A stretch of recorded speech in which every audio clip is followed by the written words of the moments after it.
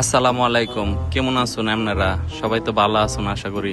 আমিও ভালোই আছি। আজকের ভিডিওটা আমি একটু অন্যরকম ভাবে করার চেষ্টা করতেছি। ভিডিওর আগে কইয়া দেই, আমারে কিন্তু এই ভিডিওর মধ্যে বেশি বেশি দেখতে পারবেন। কেরে দেখতে পারবেন জানুন? কারণ কাতার সরকার নিয়ম করছে, অঙ্কা যদি কেউ ভিডিও করে লাই আর হেলা যদি কমপ্লেন করে, তে আমার কিন্তু 1 লাখ রিল জরিমানা দেওয়ান লাগবো। অন কইছে বলে আমি গরিব মানুষ, কইতে দেম 1 লাখ টেহা। 1 লাখ রিয়াল মানে তো 33 লাখ টেহা।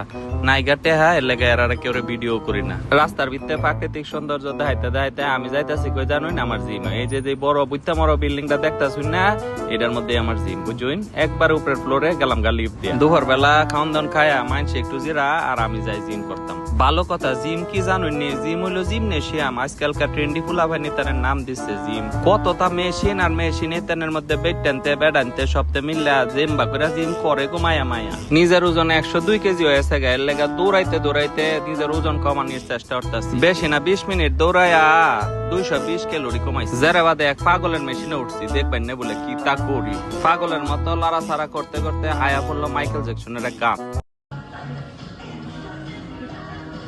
পাগলা মেশিনের নাম কি যে মেশিন, এটা আমার মনে হয় না। ছোট্টবেলা যখন ইউনিভার্সিটিতে আসিলাম তো অনেতানরে কইলাম হইলে ইএফএক্স 20 মিনিটে 400 ক্যালোরি ফুরাইলছি এই পাগলা মেশিন দিয়া।